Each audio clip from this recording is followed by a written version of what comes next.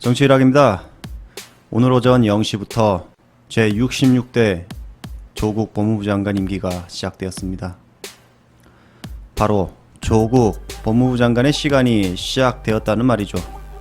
조국 후보자께서 되돌릴 수 없는 검찰 개혁이 될 것이다 라는 말을 했습니다. 익명식에 윤석열 검찰총장이 불참석을 했습니다. 그리고 모든 대검찰청 간부들마저 참석하지 않았습니다. 그 이유는 갈래에 따른 것뿐이다. 이 기사를 찾아보면 갈래에 따른 것이다 라고 나오죠. 제가 그 갈래가 무엇인지 한번 찾아봤어요. 실제로 법무부 장관 취임식에는 검찰총장이 참석을 하는 사례가 극히 드물었습니다. 2년 전 박상기 법무부 장관 취임할 때도 검찰총장은 오지 않았습니다. 봉욱태 검찰차장이 검찰총장 대행으로 참석을 했습니다. 아마도 윤석열은 조국 장관의 가족에 대한 수사가 진행되고 있는 상황에서 검찰 수사의 독립성을 지키려는 모습으로 보이려고 하는 꼼수겠죠.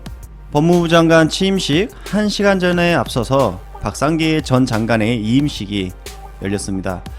그때와 조국 장관 취임식 때의 차이가 상당히 많이 났다고 합니다. 그만큼 검찰은 조국 장관을 피하고 있다라고 해석이 됩니다. 8년 전 문재인 대통령께서 조국 후보자에게 법무부 장관을 제안한 사실을 알고 계십니까? 2009년 노무현 재단 이사장을 맡고 계셨던 문재인 대통령님께서 조국 장관이 쓴 진보 집권 플랜이라는 책을 선물을 받았습니다.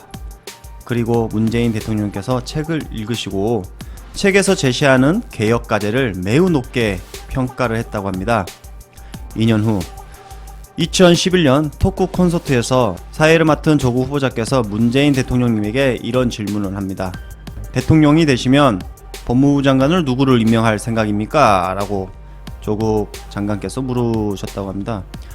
이에 문재인 대통령께서 망설임 없이 비검찰 출신으로서 결단력 있는 조국 교수가 장관을 하는 게 어떠냐고 물었다고 합니다. 바로 8년 전이죠. 그리고 결국 두 분께서 나누신 말들이 현실이 되었습니다. 대단합니다. 지금 정치검찰이 정경심 교수를 기소를 왜 했냐면요, 자신들이 살기 위한 몸부림입니다. 목숨줄을 쓰러져가는 다리에 걸어 놓았다라는 표현을 하고 싶습니다. 인사청문회에서 조국 후보자에게 유리하게 흘러가자 이대로 가만히 있으면 조국 장관으로 임명이 되고, 그렇게 되면 검찰 인사권을 쥐고 있는 조국 후보자에게 정치 검찰들이 속수무책으로 당하기 때문에 다음 총선까지 가지고 갈 전략을 만든 거죠. 자기네들의 목숨줄을 만들어 놓은 겁니다.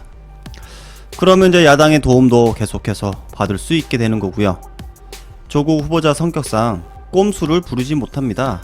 전공법으로 싸울 것이 뻔하기 때문에 수사를 하고 있는 모든 특수검들에 대해서 인사 발령을 하지 않습니다. 수사 기간을 다 채워줄 거라 봅니다.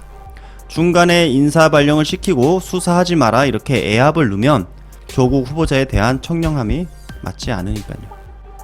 조국 후보자에 대해서 애압이다 뭐 이런 언론들이 또다시 160만 건의 가짜뉴스를 선포하겠죠.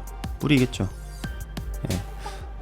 조국 후보자의 청렴함에 맞지 않습니다. 바로 그겁니다. 그렇다면 더욱더 검찰은 기소한 날로부터 더욱더 강도 높은 수사를 할 것으로 보입니다. 내년 총선까지 말이죠. 강도 높은 수사는 결국 아무런 증거도 확보하지 못한 채 조작을 하게 될 겁니다. 자, 이제 어느 정도 정리가 되어 갑니다. 그렇죠? 앞으로 더욱더 분석적인 영상으로 찾아뵙겠습니다. 끝으로 진보 집권 플랜 이 책으로 맺어진 이 두 분의 우정, 정말 저는 사랑합니다. 다시 책 한 권을 쓰실 생각은 없으신가요? 제목은 제가 지어드리겠습니다.